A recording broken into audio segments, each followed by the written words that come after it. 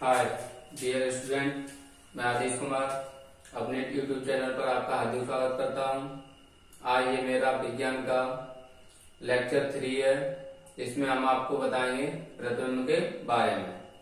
तो सबसे पहले हम बात करते हैं कि प्रतिबिंब किसे कहते हैं। तो जैसे आपने देखा होगा, दर्पण के सामने हम किसी वस्तु को रखते हैं तो दर्पण में उस वस्तु की आकृति बन जाती है। तो उस आकृति को ही वस्तु का प्रतिबिंब कहते हैं। या फिर हम कह सकते हैं किसी वस्तु से चलने वाली प्रकाश की किरणें परावर्तन के पश्चात किसी दूसरे बिंदु पर जाकर मिलती हैं या दूसरे बिंदु से आती हुई प्रतीत होती हैं, तो इस दूसरे बिंदु को पहले बिंदु का प्रतिबिंब कहते हैं। तो जैसे आपको यहां पर हम लिखना चाहें प्रतिबिंब की परिभाषा,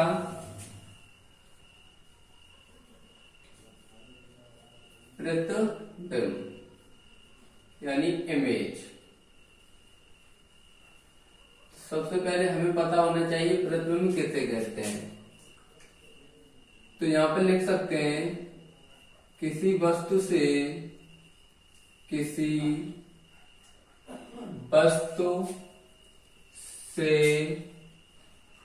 चलने वाली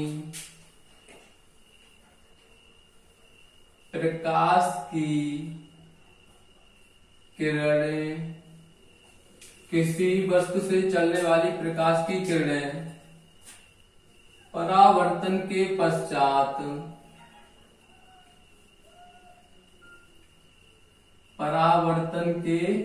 पश्चात किसी दूसरे बिंदु पर जाकर मिलती हैं, किसी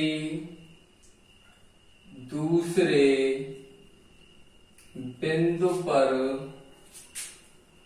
जाकर मिलती हैं, तो इस दूसरे बिंदु को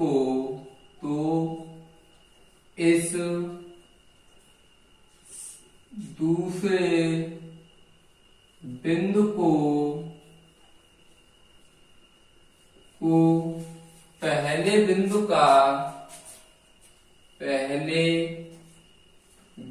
का प्रतिबिंब कहते हैं।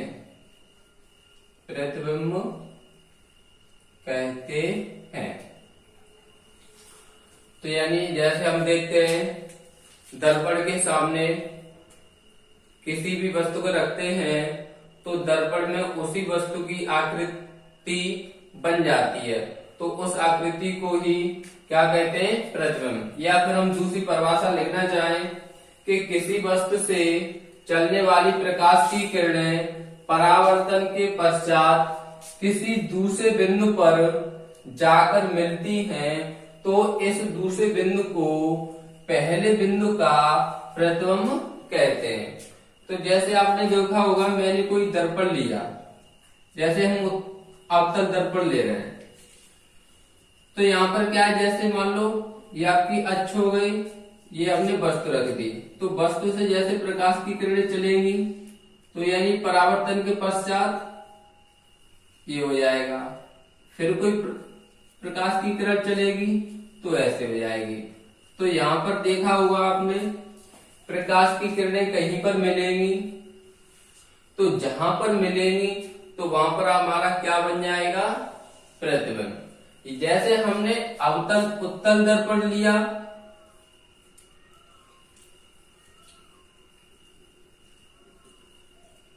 और अब प्रकाश की किरणें जाएंगी तो टकराने के पश्चात ये वापस आएंगे,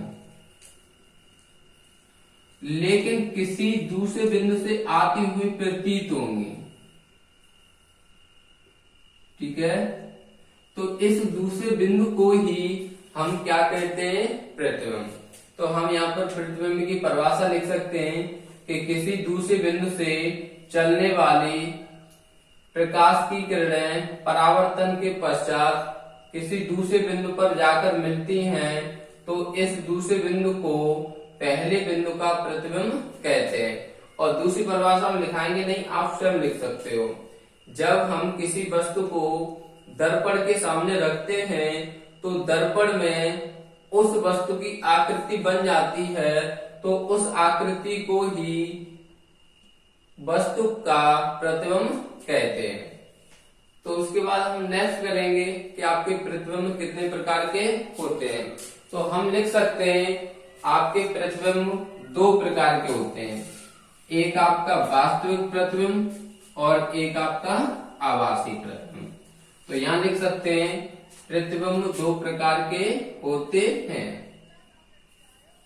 प्रतिबिंब दो प्रकार के होते हैं।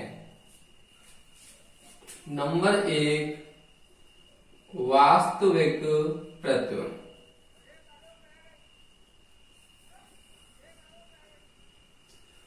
और नंबर 2 आभासी प्रतिबिंब।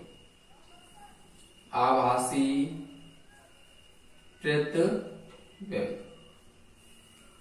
वास्तविक प्रतिबिंब यानी रियल इमेज, आभासी प्रतिबिंब वर्चुअल इमेज। उसके बाद हम सबसे पहले बात करेंगे वास्तविक प्रतिबिंब किसे कहते हैं। तो यहां पर हेडिंग डाल रहे हैं हम वास्तविक प्रतिबिंब।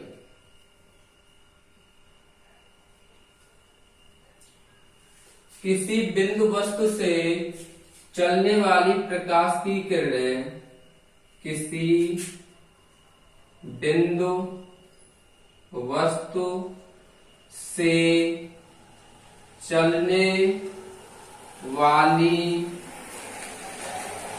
प्रकाश की किरण, किसी बिंदु वस्तु से चलने वाली प्रकाश की किरण परावर्तन के पश्चात, परावर्तन के पश्चात किसी दूसरे बिंदु पर, किसी दूसरे बिंदु पर जाकर, किसी दूसरे बिंदु पर जाकर मिलती हैं, तो इस दूसरे बिंदु को, दूसरे बिंदु को बिंदु वस्तु का, बिंदु वस्तु का प्रतिबिंब कहते हैं। तो यानी वास्तविक प्रतिबिंब क्या होता है, किसी बिंदु वस्तु से चलने वाली प्रकाश की किरणें परावर्तन के पश्चात किसी दूसरे बिंदु पर जाकर मिलती हैं, इस दूसरे बिंदु को बिंदु वस्तु का वास्तविक प्रतिबिंब कहते हैं। तो यहाँ पर हम लिख सकते हैं किसी दूसरे बिंदु पर वास्तव में मिलती हैं।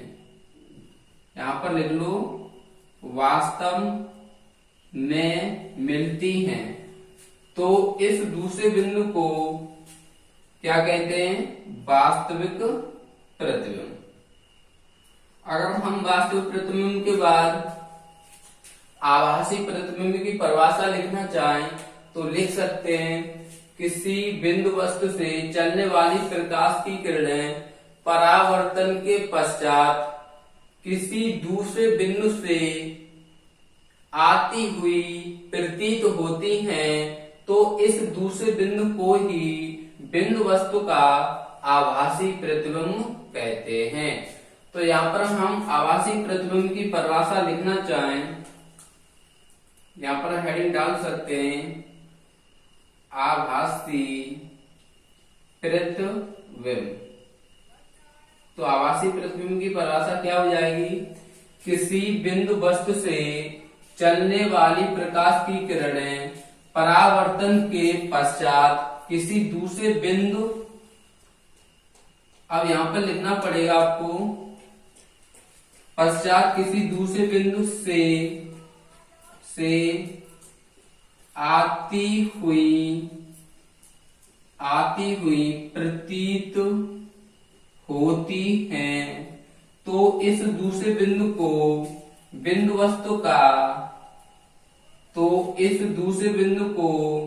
वस्तु का आभासी प्रतिबिंब कहते हैं। तो यहाँ पर आभासी की क्या परिभाषा हो जाएगी कि किसी बिंदु वस्तु से चलने वाली प्रकाश की किरणें परावर्तन के पश्चात किसी दूसरे बिंदु से आती हुई प्रतीत होती हैं। उसमें क्या वास्तव में मिलती थी, यहाँ पर दूसरे बिंदु से आती हुई प्रतीत होती हैं, तो इस दूसरे बिंदु को बिंदु वस्तु का आभासी प्रतिबिंब कहते हैं। अब हम देखेंगे आभासी प्रतिबिंब में और वास्तविक प्रतिबिंब में क्या अंतर होता है। तो यहाँ पर हम हेडिंग बना सकते हैं, आभासी प्रतिबिंब एवं वास्तविक प्रतिबिंब में अंतर।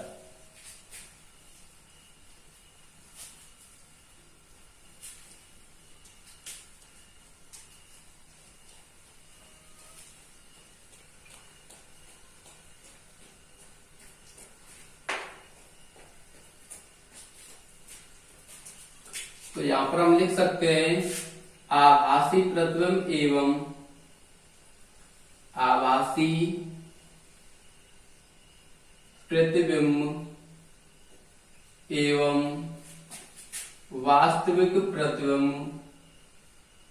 वास्तविक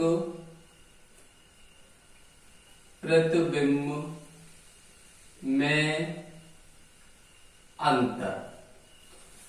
अब हम देखेंगे आभासी प्रतिबिंब और वास्तविक प्रतिबिंब में क्या अंतर होता है। तो सबसे पहले हम इधर लिखते हैं वास्तविक प्रतिबिंब। तो सबसे पहले हम वास्तविक प्रतिबिंब में देखते हैं। तो सबसे पहले इसका पॉइंट लिखेंगे, वास्तविक प्रतिबिंब सदैव दर्पण के सामने व उल्टे बनते हैं। तो हम लिख सकते हैं वास्तविक प्रतिबिंब सदैव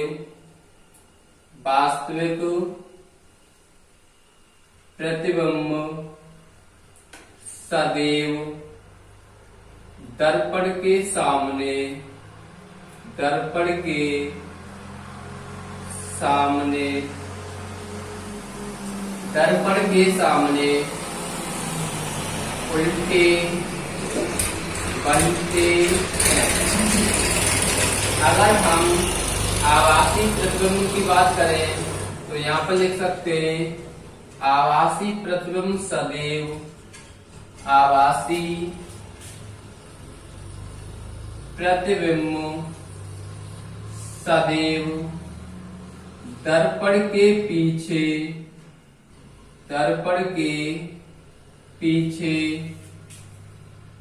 दर्पण के पीछे सीधे बनते हैं। तो यानी आभासी प्रतिबिंब दर्पण के पीछे, जैसे आपका ये दर्पण है तो यानी ये आपका दर्पण हो गया, तो यानी इसके ये पीछे बनेंगे और सदैव कैसे बनेंगे, सीधे। लेकिन जो आपका वास्तविक प्रतिबिंब है तो ये दर्पण के सामने ही बनेगा इधर, लेकिन बनेगा उल्टा। तो यानी लिख सकते हैं कि वास्तविक प्रतिबिंब सदैव उल्टे बनते हैं तथा दर्पण के सामने बनते हैं, और आभासी प्रतिबिंब सदैव दर्पण के पीछे बनते हैं, लेकिन बनते कैसे हैं, ये सीधे। नेक्स्ट पॉइंट पे हम बात करेंगे तो लिख सकते हैं दूसरा पॉइंट, इन्हें पर्दे पर प्राप्त किया जा सकता है। इधर लिखेंगे कि इन्हें पर्दे पर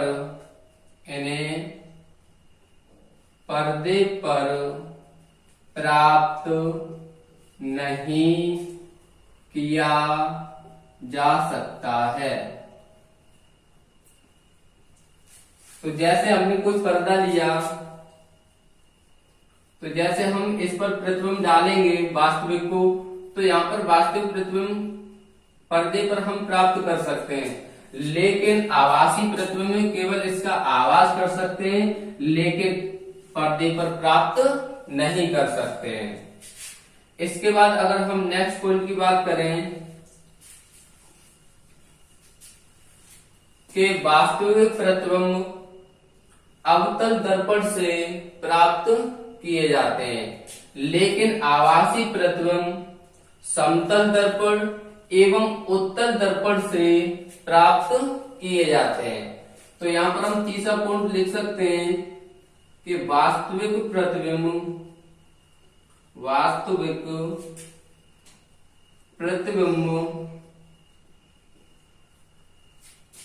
अवतल दर्पण से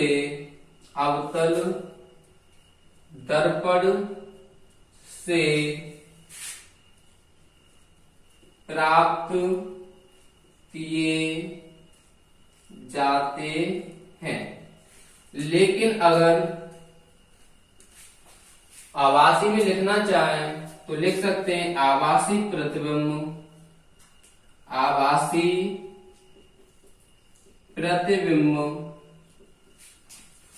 उत्तल एवं समतल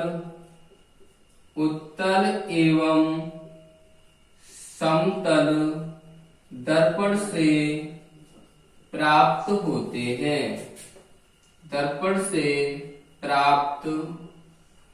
होते हैं, तो यानी आपने क्या देखा, वास्तविक प्रतिबिंब सदैव दर्पण के सामने व उल्टे बनते हैं, लेकिन आभासी प्रतिबिंब सदैव दर्पण के पीछे व सीधे बनते हैं।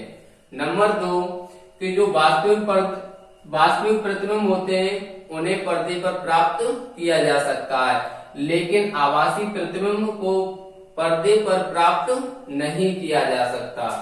वास्तविक प्रतिबिंब अवतल दर्पण से प्राप्त होते हैं और आभासी प्रतिबिंब यहाँ पर गलत लगेगा, सही है, उत्तल एवं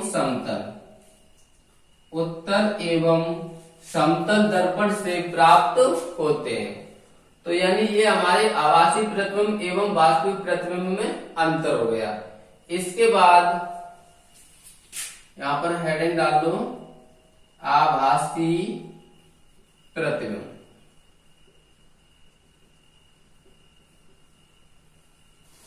इसके बाद हम बात करेंगे दर्पण में, लेकिन इस क्लास में नहीं, अगली नेक्स्ट क्लास में हम आपको दर्पण के बारे में बताएंगे। ठीक है, तो उसके बाद हम नेक्स्ट क्लास में मिलते हैं। धन्यवाद, थैंक यू।